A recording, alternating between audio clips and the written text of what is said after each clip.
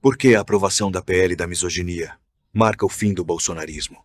Bom, como você acha que senadores de direita teriam obtido mais votos femininos? 1.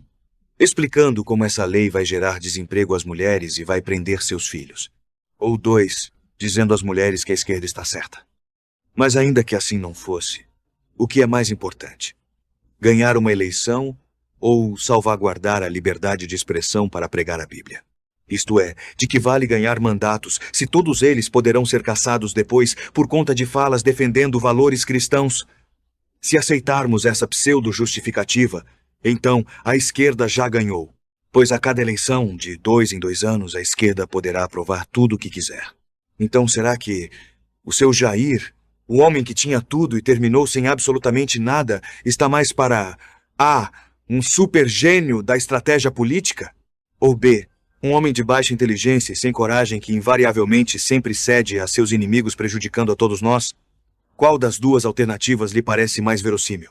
Pois é, a maioria dos influencers de direita chegaram à mesma conclusão e criticaram os senadores do PL nisso.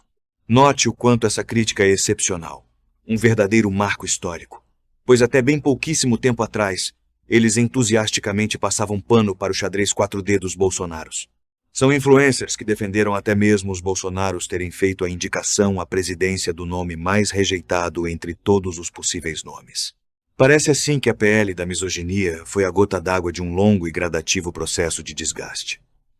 Isto é, esse mal é tão drástico, e essa ameaça à democracia é tão gritante, que até mesmo os corações mais idólatras conseguiram ver agora a absoluta falta de sabedoria e a total deslealdade aos nossos valores na aprovação de tal lei. Pois isso é sacrificar irracionalmente tudo o que há de mais vital em nome de um pseudo-ganho eleitoral imediato. E essa postura foi uma constante no governo Bolsonaro. Desde o começo, quando ele não quis ouvir o Olavo e não colocou a PF contra corruptos no parlamento e no judiciário.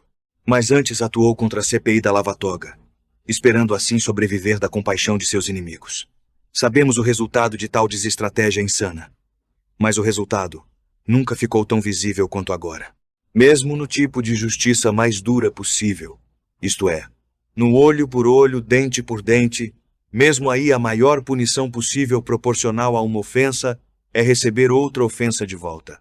Assim, não há um mínimo de proporcionalidade em prender alguém por 5 anos por conta de 5 minutos de irritação de alguém com sua fala, por mais desagradável que esta tenha sido. Se você, por exemplo, ao longo de sua vida, já falou 10 coisas consideradas machistas na internet, nesse flagrante perpétuo, somando tudo, serão até 50 anos de cadeia para você. Imagine você tentando se defender no tribunal. O que disse sobre mulheres é estatisticamente verdadeiro, pois elas, em média, também fazem isso e aquilo. Pronto, você já disse outra fala misógina. Mais 5 anos. Leis de censura são assim extremamente perigosas, pois elas podem restringir até mesmo o direito à ampla defesa em tribunais. Aliás, será mesmo que o homem que viola outro homem na cadeia faz isso por ódio aos homens? Ou faz isso por tesão e imoralidade? E no caso da mulher não é a mesma coisa? Isto é, tipicamente, o homem mau que agride a mulher não agride também seus filhos? E ele não agride também os homens mais fracos que ele? Então ele não faz essas maldades todas justamente por ser mau no geral? Isto é, por ele desprezar a lei dos homens e a lei de Deus? Ou será por ele desprezar unicamente as mulheres? Muitas vezes, aceitamos mentiras progressistas sem nem perceber. Você acha que um homicida tipicamente é sádico só com um grupo, porém muito bonzinho com todos os demais? Ou ele apenas tira vantagem de todos que puder? Tipicamente, será o assassino um rebelde contra as leis de Deus no geral, ou só contra a identidade do militante, o Deus de muitos deles, mas bonzinho com os outros?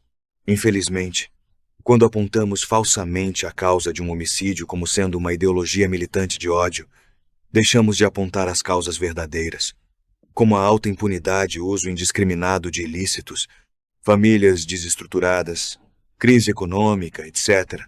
E, por tabela, deixamos também de combater essas causas reais, o que leva ao aumento visível da morte de muitos inocentes. Uma feminista é livre para odiar os homens. Ela pode dizer que nenhum homem presta, todos os homens são potenciais jacks, etc., ainda que ela generalize demais. Pois em uma democracia, a lei pune apenas atos efetivos de violência. Isto é, apenas tiranias totalitárias punem os sentimentos e os pensamentos. Nesse sentido, em O Contrato Social, Rousseau escreve que as leis devem ser iguais para todos, pois assim nenhum grupo vai se interessar em tornar as leis muito pesadas para os demais. De fato, para Kant, a própria essência da moralidade é justamente essa universalidade. Agir pelas leis que desejaríamos que fossem aplicadas igualmente a todos, sem acepção de pessoas. Nossa Constituição diz que todos somos iguais perante a lei. Assim, esse PL que defende apenas um sexo é claramente inconstitucional. Na verdade, não só essa PL, mas praticamente toda a proposta identitária o é. Pois, em essência, a esquerda se define como a busca pela igualdade de condições e oportunidades materiais, como lemos em Norberto Bobbio. Porém, a igualdade material só pode ser logicamente alcançada tomando a força de quem tem mais para quem tem menos, seja recursos materiais ou oportunidades. E isso requer, obviamente, o tratamento desigual dos dois perante a lei, o que é essencialmente imoral, isto é, uma má regra de trabalho em equipe, pois ela substitui a caridade natural por uma ação estatal muito mais injusta, corrupta, cega e ineficiente que a caridade descentralizada e voluntária da maioria das pessoas.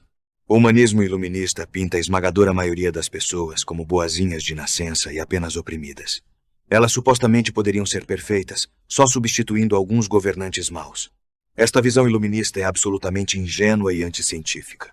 Em contraste, após a queda, a natureza humana na Bíblia é muito mais maligna do que boa, e, portanto, a natureza masculina e a natureza feminina também são retratadas ali como muito mais malignas do que boas. Há inúmeros exemplos icônicos de maldades masculinas e femininas terríveis no texto, até mesmo entre homens e mulheres de Deus. Uma mulher virtuosa, quem a achará? Diz Provérbios. A Bíblia, nesse sentido, é facilmente lida tanto como misândrica quanto misógina, isto é, misantropa, com a única diferença de ter a porta aberta para a salvação, para uma pequena minoria de eleitos, apenas por conta da graça miraculosa de Deus. E agora, infelizmente, a Bíblia é perseguida não apenas pela esquerda, mas também pela direita. No primeiro turno, sempre voto no que considero melhor, ainda que com menos chances. Já no segundo turno, voto no menos pior, pois só há dois tipos de pessoas más neste mundo: aquelas que fazem o mal e aquelas que nada fazem para parar as primeiras. As pessoas assim precisam ficar urgentemente mais conscientes do mal dessa PL antidemocrática para termos a chance de barrá-la, seja na Câmara, seja na prática. Portanto, desperte do sono dogmático quantos você puder com esse vídeo.